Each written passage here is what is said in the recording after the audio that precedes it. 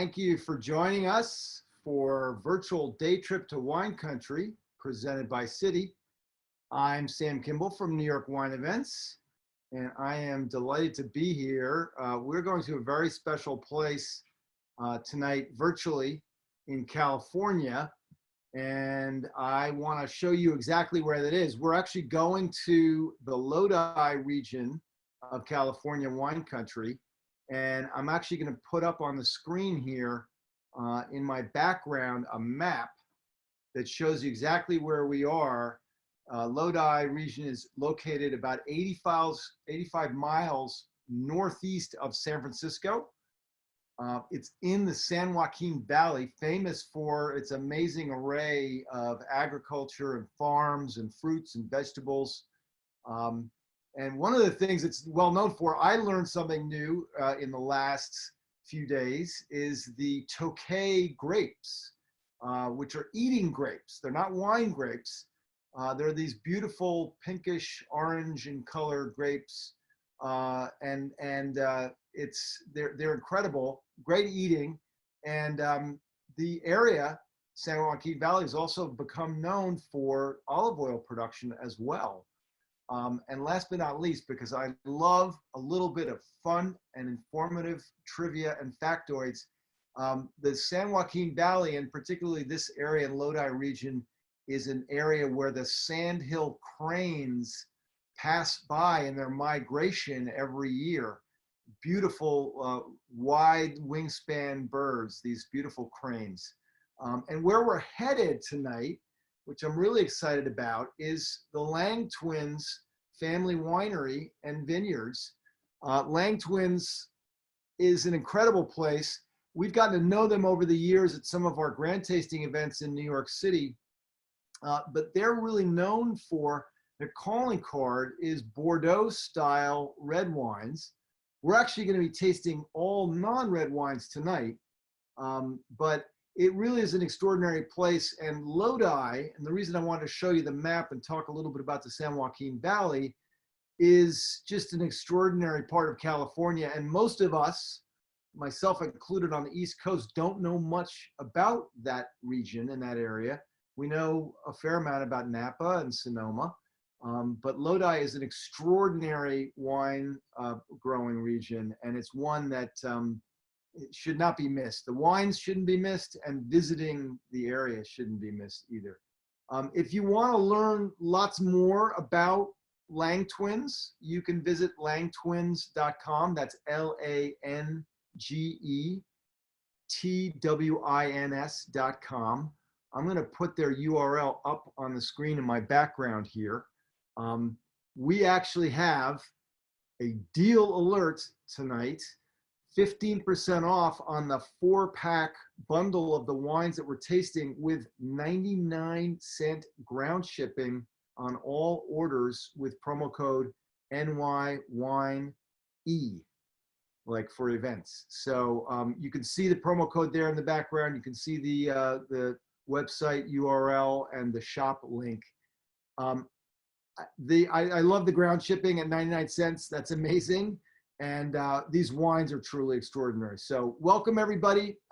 Please hit us up in the Q&A module at the bottom of your screen in Zoom, and we will answer questions on the fly live as we go.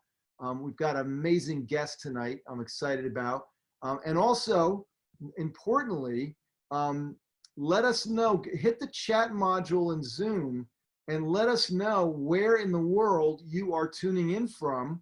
We love to hear where people are logging in from, and we've tended to have a really great and diverse audience geographically, which is really cool, and it's fun for our wineries as well. So without any further ado, before I introduce our guest, I do want to say we've worked with LangeTwins at some of our events in New York City, especially the Autumn Wine Festival, the Autumn Wine and Food Festival. And it's my pleasure, actually privilege today, to host David Akiyoshi, the winemaker at LangeTwins. Welcome, David. It's so great that you're able to do the show, and it's great to have you on. We're excited to learn lots more about LangeTwins. And if I can just unmute you here. we can actually hear you talk. So bear with me a moment. You might have to unmute on your side. Bear with us, folks. David is unmuting. Yeah, there he is. Hey, welcome. Love technology. Great to have you.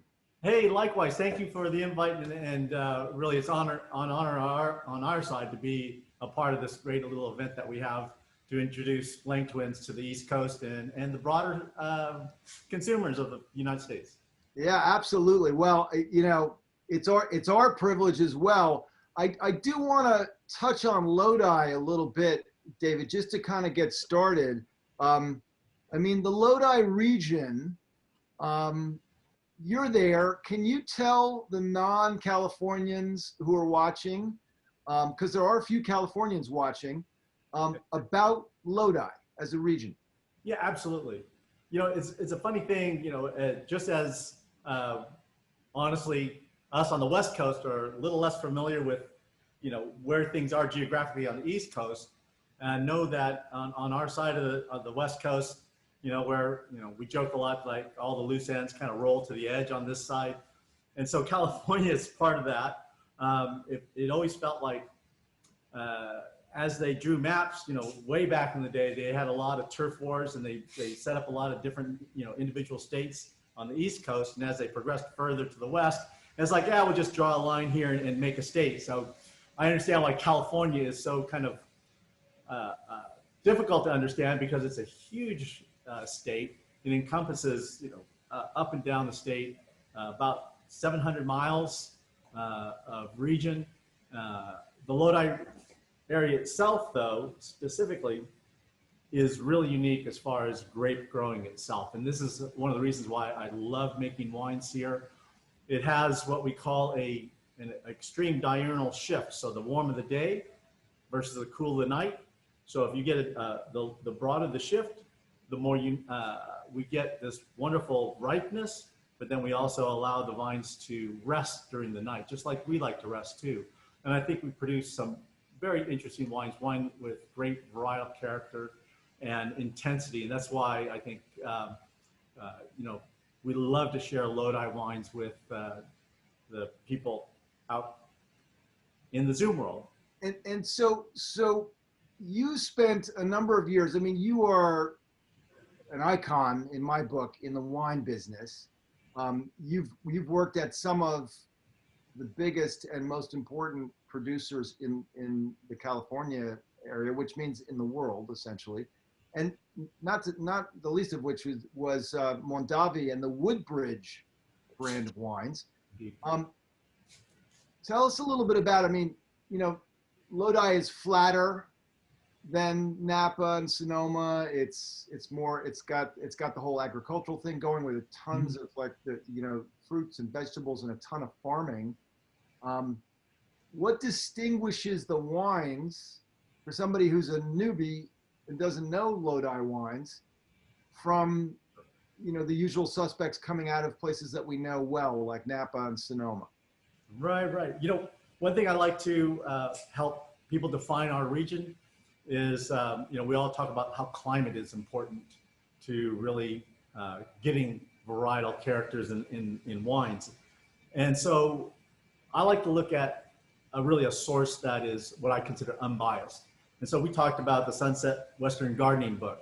Sunset set up a regional map of California and many states on the West Coast, and divided it up in about 24 different climatic regions. And so they consider us a zone 14, an inland area with a marine climate, meaning we get that, again, that cool breeze that we get that comes through at the night. We actually get very close to the temperature of San Francisco. The breeze is that significant. And so again, that's one aspect that really, I think, is an attribute of our region. The interesting thing about the zone 14s, at least from what I know of it, is if you look at the map in other areas that are producing what I consider exceptional wines, it would include Napa Valley, Sonoma, Paso Robles, you know, all, I think, pretty amazing regions. And so we're in that same kind of sweet spot of climate for growing grapes. The other part of it is, as you mentioned, we're flat, but what we do have is alluvial soils that come from the river washout. and they're very well-drained soils. They're deep soils. They can go up to 40, 50 feet before and what they'll hit afterward is usually an aquifer. And so that well-drained soil allows us to help moderate the vines as they grow through the growing season by controlling irrigation, how much we feed water to the vines. And by doing so, that's basically both our accelerator and our brake to manage vigor in the vines so that we can really get vines to ripen the fruit. Really pay attention from instead of growing to then use its energy to ripen fruit. And this is where we get that unique quality. And so, yeah, I've been very fortunate in this area. I've spent my career here, let's face it, over 40 years now. And it's been so much fun to see how we've progressed. That, originally when I first came to the area, there was very few grapes that were what we consider classic wine grape varieties. In fact, the Langes themselves, one of the first vineyards that they put in of Cabernet Sauvignon was a joint venture between Robert Mondavi and the LangeTwins. And they were still very young in their careers as growing grapes in the area. And the vineyard is maybe not even a quarter mile away from the LangeTwins winery itself. And I think Randy Lange tells the story a lot better than I do, but they were out there kicking the dirt around, looking and trying to figure out with Robert Mondavi and his son Michael, exactly what should we plant out there. As you mentioned, the topography is flat, the soils are unique, but what should we look at? And Robert Mondavi said, let's plant Cabernet Sauvignon. But he also recognized that it would be a learning curve as well. And what was really important about that is, one, that Robert Mondavi had the faith in the LangeTwins to produce a Cabernet, because let's face it, Robert's, his hallmark wines are Cabernet Sauvignon. And so the last thing he wanted to do is put a wine out on everybody's table that had his name on it and not be proud of what he produced. And so he understood that we needed to understand Cabernet, how to grow it, how to produce the best quality, and on the other side of it too, how to make those wines to have it distinguished as a Lodi Cabernet Sauvignon. And so that really started charting a path for developing wines, developing the region, developing viticulture with the Langes and many other growers out here as well, to hone their craft and to really embrace the fact that they're not just grape growers, where their job ended when they harvested. They were wine growers, so they really understood that simple cause and effect, what they did in the vineyard, how it turned out as finished wine. So an end-to-end approach from planting to cultivation to bottling. And Indeed. So before we move on to more super interesting things, what's the difference if I'm just a total noob and I don't know anything? What's the difference between a Napa cab and a Lodi cab? Well, a couple things. Napa has some very unique topographies, and that allows some real, I think, variations of how the grapes grow. Well, it's quite hilly. It's quite mountainous. It can be, but I will tell you probably one of the most significant vineyards that I was ever experienced with the Mondavi family was the Tokelon vineyards that are on the western side of the valley. It is flat, but then it abuts to the mountain range that comes up on the western side. Incredible, without a doubt. What is different, and again, I think what we try and produce here, again, wines that have the typicity of Cabernet Sauvignon, the structure, the ripeness. What we do get is an extractive quality that's different. So, for example, Napa Cabernets, 18 months in French oak barrels. We do that here, but we also use less oak, because what we want to do is create wines that have a drinkability to them. We want to make wines that have the extractive qualities of Cabernet, but actually are enjoyable early.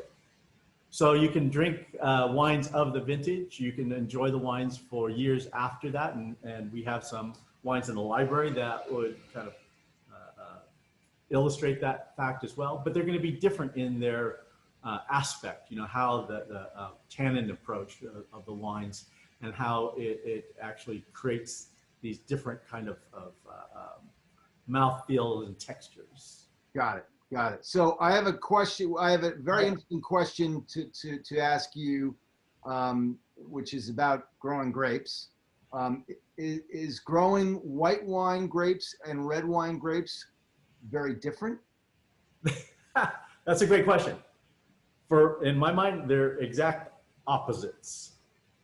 So in the sense of red grapes, what we want to do, again, I spoke earlier of really using water irrigation to withhold the water, and in doing, and we have to do this in a timed method. So really, that whole kind of that set to veraison, where veraison is when the fruit is starting to color up, and then from that coloring to to the harvest, there's different ways that you approach the irrigation. And what you really want to try and do is, by the time the vines are in that veraison period, you want to start taking the vine down, stop the vigor. You want to have the shoots actually stop from growing. And so the active shoot tips stop. And in doing so, it changes a couple of things. One is that energy that the vine is still producing goes not into growing green shoots, it goes back into the fruit. Mm-hmm. So we call that source sink kind of thing. The source of the fruit, the sugar and the ripeness travels into the fruit. And so there's more of a focus on that ripening of the grape itself. So in doing so, what we do is withhold water and try and stop the vine out. And it also, in doing so, I don't want to get too technical, but it changes your acid balances too. And this is an exact contrast to white grapes. What we try and do with white grapes is we want to actually encourage some of the green growth we want to have of the vine. We want to have a little bit more cover. We want to be able to, and in doing so, with that coverage, with that shading of the fruit, we're going to get more of that natural acid that we're looking for. And I think we'll be able to illustrate in the wines that we're going to taste today. And in doing so, you have more vibrancy. You have just that real fresh aspect of the vines, and we don't have to worry about developing color. And so the two kind of strategies of how you would irrigate, you would want to be able to retain leaves for the white wines, and the red grapes you want to be able to actually stop the vine, get a little bit more exposure. The exposure basically, as it colors up, gives a little bit more color, more development, and that's where you get that tannin. So it's a great question. It's a great question. Thank you, Nancy, for that. I will say, like, this last 2 minutes of what you just described speaks so well to the intricacies, the complexity of managing a vineyard. Yeah, it's an amazing, you know, I've always said that the grower has to be a better weatherman than the weatherman himself. Right. They have to predict not what's going on right now, but what's occurring next day, a week, 2 weeks out. They have to really understand that. And then, you know, this is what I really love about, I think, our area, the LangeTwins themselves. Wine is this kind of rhythm of nature. You know, it is a reflection of not only the vintage itself, but, you know, such a natural product, and it is an expression of a harvest of season. And I love that aspect of it. That's great. Speaking of weather, we have an interesting question. Myra asks, how has the climate of late, with severe heat waves, et cetera, that accompanied the weather, affected wine growing? Right. So the hot is an interesting kind of aspect. You know, when it gets too hot, funny thing is the vines actually start shutting down a little bit, because photosynthesis really is most effective in about 85 degrees or so, 85 to 90 degrees, let's say that. And the vine will actually stop down. A lot of that kind of vigor, also the leaves close up, so they're not photosynthesizing. We do get a little bit more of that kind of duration of fruit hanging on the vine itself. It can create some dehydration of the fruit. So you can get what we would call a false ripeness. So you would have, if you go out and test your fruit during a heat wave, you can actually have dehydration where you're looking for sugar content to tell you what ripeness is. What we're seeing right now is we still have very high acid levels in the grapes themselves, and so you end up with a little bit of a discontinuity of ripeness. As fruit ripens, acid levels usually drop and the Brix go up, or the sugar level goes up. In this case, the acid levels staying even, and then we're seeing this peak of sugar. Yeah. So most importantly, patience. How's that? Okay. Well, Yeah. Good question. so Great question. again, but it's all about managing the weather, and Mother Nature is your partner at the end of the day. Yeah, I would say managing the weather. Let's just say that we're trying to, adapt as best as possible to the weather. Managing your reactions to the Yeah, weather. indeed. So we were talking a little earlier this week, and it was really interesting to hear a little bit of your story. How did you get started in the wine business? Oh, yikes. Yeah, being of Asian descent, it's there's a funny little joke out there that really you have three choices of careers. You could be a doctor, you could be an engineer, or you could be an utter failure. Fortunately, my father, he charted a very different path. And it was interesting. I love to tell the story from the simple aspect that he was able to, both my mother and my father were in the internment camps, but they still got an opportunity to go to school. They went to University of Berkeley, amazingly, and that's where they met, of course. But my father graduated from there, and he accepted a job over at UC Davis in the winemaking department. It's first job. Let's give it a go, see how it works out. A lot of the professors I knew growing up, I knew a lot of winemakers as they were going through their schooling with my father as a researcher at UC Davis. And it's kind of a funny, almost like a genetic memory kind of a thing. He left after 25 years after working in the enology department at Davis, to then work for Gallo in their research department.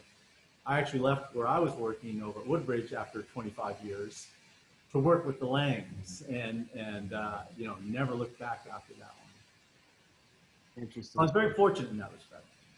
No, My father was the one that charted the path. well, and also, it's impressive that with him being as much of a force in the business as he became, that you yourself have done the same, following in his footsteps. It's not always easy to follow a strong parent in the same field.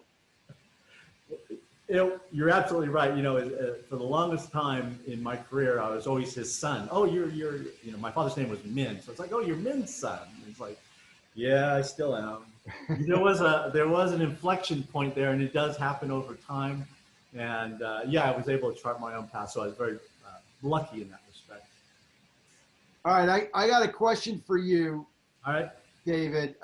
This is a little technical, so you need to explain the question to us pedestrians and all of the wine enthusiasts in the audience who are not wine technicians. Here's the question. At what Brix level do you like to push your Cabernet to before harvesting? And typically, when does the Cabernet harvest start in Lodi? So again, so the Brix level is relative to the sugar or the ripeness. We tend to start looking at it about 24% or 24 Brix, but we'll go as high as 25 to 25.5, depending on the vine itself and what we think is right for the vine. And so one of the things that we feel very strongly about is flavor. And so, we use that sugar as a marker, but then we want to be able to taste the vine, go out, taste the fruit, go out into the vineyards and see what it's really telling us. I mean, it will tell you if it's ready or not. And so the other part of that too is, and as I mentioned with the whites, it's not only the sugar content, but acid as well. We're looking for malic acid to drop out a little bit. So I hope that answers the question. Another great question. I'm sure that Jim will let us know. Jim, that was a very good question. I think you win the technical question of the evening award. But super interesting too, because it's all about like so much about timing. When do you harvest? When do you, what sugar level? So, and one or two more questions, and then let's dive into tasting some wine. I do want to take everybody on a quick 60-second lightning round tour of your place there in the beautiful Lodi region. Are you an estate winery? Indeed. And so this is very uniquely different than many wineries that you'll see on the shelf, either on a wine list or in the grocery store or wine liquor stores. So estate is a very important for us designation of the wines. And what it means is that we control the entire process. We own the grapes, we raise them specifically to make our wines. And in doing so, you have complete control over the entire kind of cycle of the vines, from how they're pruned, how they're raised, how they grow. We have a lot of input on direction in viticulture, or the raising, growing of the grapes. We work very much hand in hand with viticulture in that respect. And so we want to be able to be very lockstep as far as what's working, what isn't, and what do we do for next steps afterwards to bring in the best possible fruit. And this is one thing that I really liked working with the Lange family, with the twins who I've known since the 80s, that that was always their intent. Way back then, they recognized that the only way that they'll be able to survive is to produce the best quality from this region.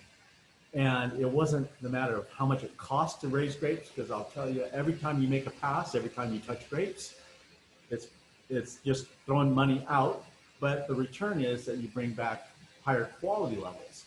And so, the Lange family, they get it. And that's one of the reasons why I felt very strongly when I left the Mondavis to work with the Langes, that they saw the same way that the Mondavis felt about raising grapes and making wines and quality. And they wanted to be able to really bring that into their facility, into their winery, and mirror that really, I think, that, the intensity, the philosophy of wine grapes. No, it's a huge selling point for any wine enthusiast, certainly for me. You plant the grapes there, you grow them, you cultivate them, you manage them, you harvest them, you ferment the wine, you age the wine, you bottle it. It never leaves the property. And that's, the definition of an estate winery. And frankly, when it's the kind of quality vineyard that you guys have, it really makes a difference. So. Absolutely. And know that too, of course, that the label that you see, those are exactly the people that you are supporting. So it's not some larger winery where you're not sure what's happening, and you have less control over the finished quality of the wines. So I feel very fortunate in that respect. Yeah. No, it's great. All right, so let's do a lightning round tour. So cool. For everybody watching, take a look at my screen. I'm going to put things up on the screen, and I'm going to have David tell us what they are. So first one. All right, that's just the beginning area. What you're seeing is presses down below, the red line of machines. That's where we're going to press the grapes to extract juice for whites and press reds out when they're finished fermentation to then receive the finished wine. And what you see overhead, all those lines, those are process lines, but it's also a lot of the support structure. So hot water, cold water support. There's some transfer lines that are buzzing back and forth. It's basically like a telephone system where you're connecting the press to somewhere outside and into the winery itself. It looks like a super highway of all those pipes sending things back and forth. It is. The one thing you don't get to see, it's a beautiful piece of designed winery. one of the things you don't see right now, and maybe we'll have another picture of it, is behind those presses, we built a bridge. And we built, It's okay. not this, no. Oh, okay, no worries. Hey, so those are outside fermenters, and you really don't get to see it very well, but there's they're integrated to create fermenters for reds, basically. So we have it fully jacketed, so we can control the temperatures. We have individual pumps, so we can do what we call the pump overs to get the extraction into the reds. And it's a beautiful piece of equipment right there. All those tanks, I love them. That's amazing. All right, so and then we get into this. Of course, you can't do great reds and whites without some barrels, and so we're very fortunate. We have a couple thousand barrels that we're working with right now to produce our wines, and they're all in various different stages and different vintages. But it is that slow cooking process that really helps evolve the wines, soften the tannins in the reds, ages the whites on lees. We'll talk about that later. And indispensable in that respect. And I'm really, again, feel fortunate that the Langes allow the purchase to create these wines. It's great. It's awesome. And then if you were to be there, I know the tasting room is not open today, but when it is, this is where the magic happens right here. It is, and well, just to kind of give you an idea of where it is, it's actually underneath that bridge that we were talking about, where we have, it's nice, it's very insulated, and I just love coming in here and, hey, have a glass of wine after work. I'm coming. There you go. Jim has a question. How much wine does LangeTwins produce as an estate winery? Estate wines, it depends on the wines itself. And so some of them are very small, very special wines that we've made. And so it will, a couple hundred cases, for example, that we'll produce. Yeah. Just because we find some exceptional barrels, or we create a lot that we would present to the family and really allow them to really, do you like this? Do you think we should present it out to the broader public? So some of the wines we'll taste today, a couple hundred cases. The other ones that are really the bread and butter wines, the Chardonnays and the Cabernets, we'll run into thousands of cases. Really depends. And, again, yeah, so. That's cool. All right, so let's get tasting. Oh, cool. Are we going to start with the Aglianico Rosé, or are we starting with the Chenin Blanc?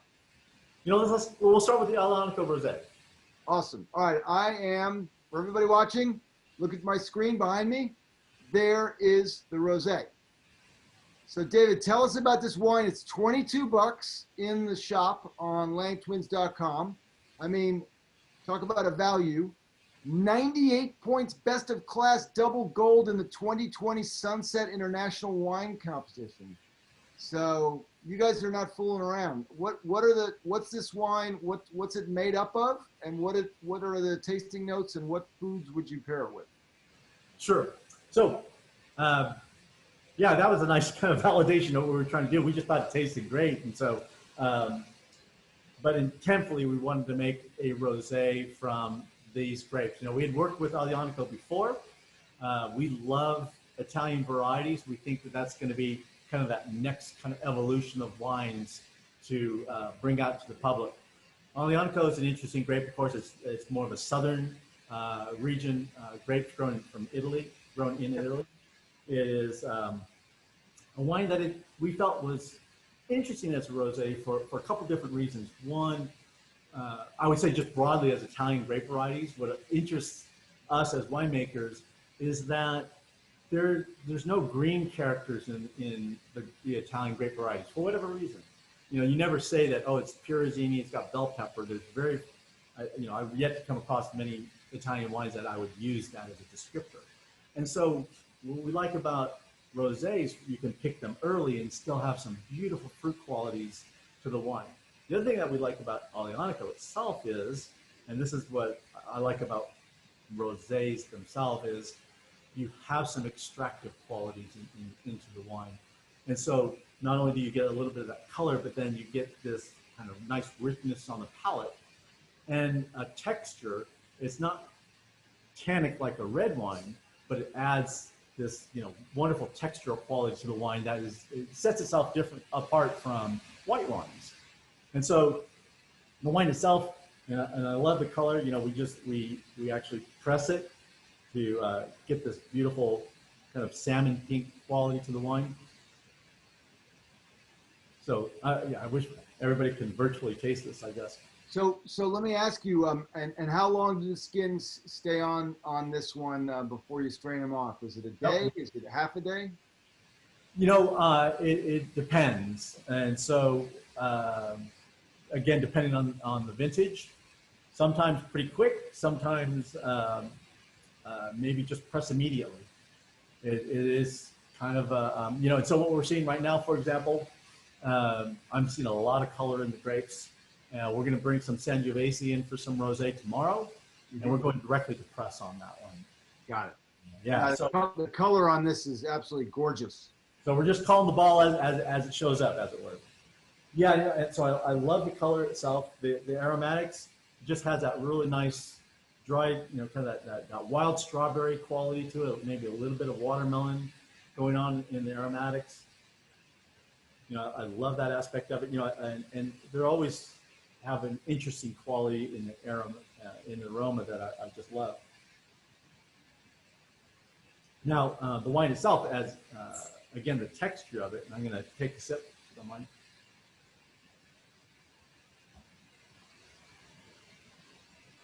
It just has this really nice mouth-feeling flavors, just kind of their aromatics follow into the palate.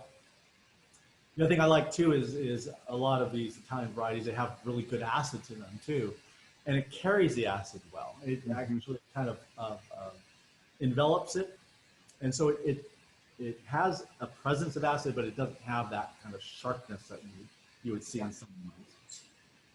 So that is fine. Go ahead. Oh no, I'm just saying that we love making this wine. We feel like it starts, expanding the possibilities of winemaking, as it were. You just inspired me. My production manager for our physical events has a bottle of this that Randall gave me at the Autumn Wine and Food Festival last fall, and she's had really good restraint, and she has not opened it and consumed it herself. Now I really need to pick it up from her now. It's waiting for me. I think so. Excellent. All right. Well, should we move on to the Chenin Blanc? Oh, sure. That sounds great. All right. So I'm gonna put this up on my screen. Everybody can see the photo of the Chenin Blanc. This is the 2018 Chenin Blanc Prince Vineyard wine from LangeTwins. It's $22 also. 94 points, gold, best in class 2019 Sunset International Wine Competition. What's this one all about? All right, Sam. Chenin Blanc, Chenin Blanc itself has a bit of a checkered past, as it were. I remember back in the day, back in the 80s, it was an extremely popular wine. Back then, it was probably one of the fastest growing white varietals on the marketplace. But as it were, for whatever reason, it fell out of favor. Wine consumers actually moved from Chenin Blanc to Chardonnay. So, and funny thing, again, back in the 80s, there wasn't a lot of Chardonnay out there, at least on the marketplace, that was kind of that everyday table wine Chardonnay. So that was one of the things that we were responsible for at Robert Mondavi Woodbridge. So Chenin Blanc kind of lost out of favor. A lot of it was taken out and replanted with other grape varieties. But we're now seeing a real resurgence and interest in these wines. And so we'd like to be able to kind of let consumers know what was so attractive about Chenin Blanc back in the 80s, why it was such a popular wine. And so I love this kind of resurgence of it. It's so different than a lot of other white wines. I love that Chenin Blanc itself, It has these beautiful melon, ripe qualities to it, a little bit of citrus note, maybe a little bit of apple. The other thing I love is there's this real purity in the wine. We don't do a lot with it. Let's put it that way. We just try and monitor the vineyard. We look for ripeness. We look for the acid balance that we feel is right for producing the wine. In this case, we're bringing it in about maybe, for those people that follow ripeness, right around 21.5% bricks or sugar. And then we start, we bring it in into the winery, press it. Fortunately, we have some really great presses for managing the fruit very gently. We don't do a lot of fining because of that. We just simply clarify the juice by settling it. Mm-hmm. And then we do add a very specific yeast to this one that is a nice slow fermenter. And we ferment very cool. And then when we feel the balance is right, we stop the fermentation when there's about, just rounding, about a little less than 1% of sugar left in the finished wine. We like that because it creates this offset to the bright acidity in the Chenin Blanc. And it's such a probably one of the most refreshing wines you'll be able to try. And the other thing I love about it is just that little finish, a little bit of minerality. Really lets you know that this is a wine that has some I think real aspects of serious wine, but at the same time a wine that you can really enjoy for what it is. You don't have to really think about it too much. Right. So let me ask you a question on that point. Is this a wine that makes you hungry or thirsty? Depending on the weather, like right now, we're blazing at 105 degrees out here, so makes me thirsty. Okay. What's interesting when you smell the wine, it makes me hungry. So probably just a beautiful composed salad, a little bit of we kind of mix in some wild greens and some fruit, maybe a little bit of mango or something like that, and just kind of. I want to show everybody my screen because I love what you guys do on the website at LangeTwins. I don't know if everybody can see my screen now, but is everybody seeing that? That's the web page for this wine. And there's like all this information. There's a whole table of information. The technical details, the soil composition, the harvest date, the aging, the bottle date. It's great. It's amazing. I just thought I'd share that with everyone. There are very few wineries, David, in my experience, that do that. Yeah, once again, I think the important aspect of that is they're very unique individual wines. They're not, really speaks of a region and of really a sense of place. This is one thing that we really wanted to be able to have people understand in a very, very different way. Yep. Quickly, what do the designs on the labels signify? Oh, great question. And I probably should have brought that up before. We were working with another kind of firm to, really something that we wanted to illustrate, again, that sense of place where it came from. And so what they were doing is they were using soil samples from the different individual vineyards and use that to kind of splash it across a paper to show kind of the textures and the uniqueness of the different soils. And so this is basically a rendition of the actual soils from the Prince Vineyard, and what it would represent as the vine would grow in this soil type. Got it. Cool. All right. Well, people are anxious to get on to the next wine. They're loving these descriptions and tasting notes. So can we move on to the 2018 Chardonnay, the Merrill Vineyard? 24 bucks, also a great value. What I love about Lodi wines is their incredible quality, but they're also very reachable and affordable for everyday drinking and just having it on hand for dinner or what have you. So this is the Chardonnay. What's this one all about, David? Yeah, so this one in particular is an interesting vineyard. The Merle Vineyard, it is basically a clone for Chardonnay, so it's pretty classic and widely planted. What's interesting about this is it's an older Chardonnay block to the point where it was destined to be taken out because it was underperforming. And yet the fruit itself, what's interesting is it looks more like what we would call a Wente clone of Chardonnay, where you have kind of this different levels of ripeness all within the same cluster. So you have some very ripe berries and you have some underdeveloped berries. And what happens there is then you end up, as you harvest, this broad range of flavors and acid balances, and I think it creates a much more unique Chardonnay. The Merle Vineyard itself is a relatively old vineyard as far as Chardonnay goes. It's 20 plus years old. What I love about it is we're able to use some pretty unique winemaking. One of the things I felt very strongly about in my career with the Mondavis, and really a bit of an epiphany. The Mondavis allowed a lot of travel around the world to really understand wines of a certain place.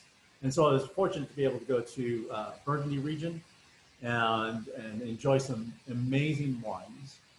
And there is where I really discovered the unique winemaking called surly aging.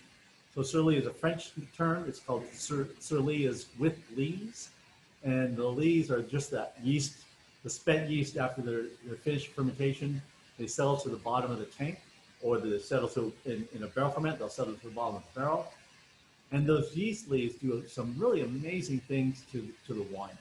It adds a protective kind of quality, because the yeast itself, these are little single-celled yeast. The protein coating on the outside, just like the skin of the yeast, as it were, it will absorb off color. So it takes that browning color that could be kind of expressed as the wine ages and removes it naturally. The other part of it too is a little bit of a protective quality with other kind of invaders, microbes that can get into your wine. So there's that yeast protection there, because it takes a lot of the nutrients out of the wine. So it makes it a little bit harder for things to grow. But the final thing is, and why we like surly aging, is that it adds a richness and a texture to the wine that is uncommon. And so when the consumers try this wine, you'll find that it has a richness on the palate. It has a sweet texture to it. It also has a length to the wine because of this, it's a bit of this umami flavor that you get from the yeast. It adds length and character to the finish, which is, I think, pretty uncommon with a lot of wines. We try, as winemakers, add a lot of different things to give it intensity and flavor. And yet this is a very natural, classic winemaking technique. It does take time, but in doing so, it just enriches the wine and allows it to really express, I think, an even more unique quality. And this is something that, again, I experienced in Burgundy. I wanted to bring it to the wines that we make here at LangeTwins. And so when you taste it, you have this beautiful, bright fruit qualities. It's both tropical. It's also got this wonderful spice quality to the wine itself. It has a lot of really, I think, very intense flavors. And on the palate, uniquely different than many Chardonnays that you would see on the marketplace, because I will tell you, surly aging takes time. Mm-hmm. And when you take time, then that means it's something that you are holding in inventory. And, a lot of people don't like to hold wines for an extended period of time. And yet again, the Langes understand that process. They want to put the best possible wine on your table. And so they allow this to occur, and then they just ask, well, when do you think it will be ready for bottling? When do you think it will be ready for release? And you know, I think this wine is so unique in many ways. I think once the consumers understand what that surly brings to the table, they'll understand and hopefully look for that in other wines, other Chardonnays.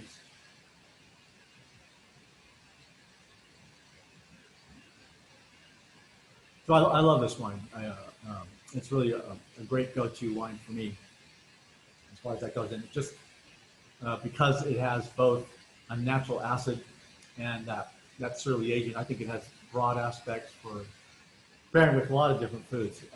Great intensity. You can talk about all the classic pairings that you can have with this one. I prepared a dish a couple months ago, just some nice seared scallops and just a little bit of a tropical salsa on top of it, and you know, just works all day long. That's great. I love it. Great combination. All right, wine number 4, the finale. We saved the devil for last, David. Diablo. 2019 Moscato from Diablo Vineyard. And I'm going to put it up on my screen here. It's $20 a bottle, another great value. By the way, all of these wines are available at LangeTwins.com. And if you use the promo code NYWINE and then the letter E, NYWINE, it's 15% off on the 4-pack bundle and 99-cent flat rate ground shipping. That's amazing. David, what is a Moscato? The Moscato, like what is a Moscato? I mean, we hear about it, but we're boring. We're American. We drink Chardonnay and Merlot and Pinot Noir and Cabernet Sauvignon. Many people don't even know what a Moscato is. What is it? oh, okay. Yeah, you know, you're so right. Thanks for that, Sam. You know, I think as a winemaker, I'm almost sometimes a little too close to these wines, and so knowing what really are the things that interest people. Thank you for the question. You know, Moscato is a Muscat Canelli grape, and it's just this beautiful, actually large berried white grape. It is one that you have to let ripen on the vine. It has an intense, almost, when you pick it correctly, it has this intense, almost lychee nut, again, back to these tropical flavors, apricot, white peach. It really runs the gamut of some really interesting fruit qualities. And you know, as I describe wines like that, you know, one of the things that happens when you talk to consumers, right, they go, well, did you put peach into the wine? You know, peach flavor, because they're used to seeing that, and that you can't do that as a still wine. You can do it on what we call a special natural, but you don't do that as finished wine. So these are all flavors that come naturally from the Muscat Canelli grapes. This is a wine that is, again, very Italian in a certain sense. We, again, pick for ripeness, so we're usually over about 23% sugar. And looking, again, for flavor. So it's a flavor pick, not a sugar pick, as it were. The grapes themselves, again, as they come into the winery and prepared for fermentation, we use a Epernay yeast. And we use Epernay because we can control the yeast as it goes through the fermentation. We set it so it's a very cool ferment. And then as it ferments down, and it takes usually about a month or so to start finishing it close to where we want it in the residual sugar. And then what we like about Epernay yeast is when we feel like we have that nice balance between acid and sugar and fruit, we can just turn down the temperature and stop the Epernay yeast from fermenting. So it's a stop ferment Muscat Canelli.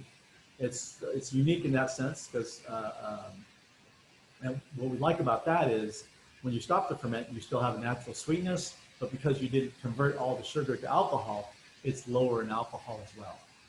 And so if we fermented to complete dryness, we would be closer to 14%, but because we stop it, we're more in that 12% range of alcohol, but also about 3% residual sugar. So this is probably one of the most refreshing wines. So as far as does it make you thirsty or hungry? This definitely makes you thirsty. You know, it's a great quaffing wine, as it were. The other thing that we like to do is because we like that little bit of tingle on the palate, a little frizzante, and so that natural carbonation that occurs with fermentation, we try and capture that when we bottle, and so it has that both that liveliness on the palate, and then it has that beautiful fruit quality. It's one of those. What I like about it also is it's one of those wines you don't have to search for descriptors, right? It's all right there in front of you. It doesn't speak with a soft voice. It really is an expressive wine, and we love making it over here. So Diablo Vineyard is a great vineyard for this one, and we're real happy to bring this to the consumers. That's a great explanation of Moscato, and actually, Nancy just said in the chat that Moscato is what he mainly drinks. She actually ordered a bottle of this today from the winery. I'm dying to try it. Somebody recently gave me a bottle of Vino Verde. It had a little bit of that sort of very, trace of carbonation, and it was really refreshing. I mean, it makes you thirsty, not hungry type of situation. And Dan asks, what would you pair with the Moscato? Oh, yikes. I would pair a pool. Yeah. So you're going to need a pool. Right? Olympic-sized swimming pool. So get started on that one. We use this, it kind of runs the two sides. And so, I love it as just a quaffing wine. We use it a lot for desserts and, anything that has those natural stone fruits in it, the peaches, the cobblers and things like that. That's something that would echo the flavors of the Moscato, would work out really nicely. It still has enough acid to go with a lot of pairings, especially kind of the aperitif wines or wines that you would serve with hors d'oeuvres. It still is a very refreshing wine to have. We've paired it off with, interestingly enough, some of these aromatic whites will work really well with more of the Asian foods, especially the hotter foods as well, because that lower alcohol content and a little bit of that sweetness helps to tame some of the fire that you would get in some of those more South Asian cuisines, Thai foods and things like that. Right. That makes a great point. Nancy actually says that she likes to pair it with desserts as well, especially marinated peaches. There you go. That's a good one. Alignment, Nancy. All right, two more quick questions. Are these three last wines, the rosé, or actually the rosé was first, the rosé, the Chenin Blanc, and the Muscat, are they all stainless steel fermented? Yes, they are. All three. Nice, slow. We want to be able to control the fermentation so that they are slower ferments. The Chardonnay is the exception, of course. We do barrel fermentations and we do some tank ferments as well. Got it. Okay, that's great to know. Any other questions? Well, we have David Akiyoshi. This is the opportunity. It's not every week or every day that we have somebody of this kind of acclaim with us, who's made a lot of great wine. David, I want to thank you for doing this. It's great to have you on the show.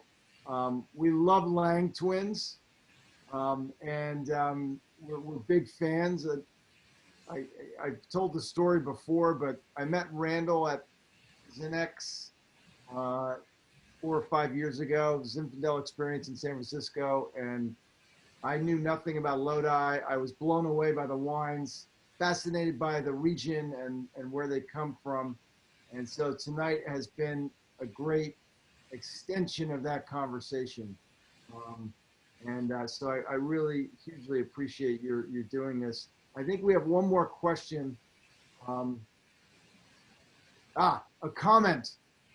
David was very interesting and informative. Okay. And you know what? I'm also trying to distill a lot of what I say because, normally ramble, just talk about wines. I love that aspect of it.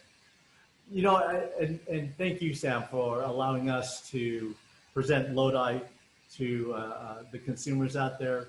I've always said that our region is both the newest and oldest appellation of growing grapes. You mentioned the Zinfandel. We've been making growing Zinfandel for wines for over 100 plus years. And so what I love seeing now is this energy in our region to produce interesting different grape varieties and really showcase the appellation for what we can do. Importantly for me as a winemaker, we can produce such a broad different varieties here and yet do it with such distinction. I think that's really a hallmark of a great appellation. Yeah, absolutely. And that for me is a revelation, and I want to share it with everyone watching. And that is that Lodi doesn't just make great red Zinfandels. There are these other wines coming out of the region which are amazing. And just like I exhort our audience, don't just drink Chardonnay and Cabernet Sauvignon and Pinot Noir. Like there's 5,000 wine grapes in the world. Like try different ones. Don't just go to Napa and Sonoma. Go to these other places in California because they're extraordinary. Sam, you're so right. It was something that I was kind of thinking about. Me being on the other side of 60 years old, as far as that goes. I think about life a lot, and I wake up early in the morning. I don't know if just because I cherish these moments that I have. I walk outside and I look up the night sky, and it's humbling. Just how insignificant we are here on Earth, and yet when I look at my surroundings, I see how special we are too. What I think you've brought to people here, especially during this very difficult time that we're all experiencing, is that you bring Lodi closer to everybody else.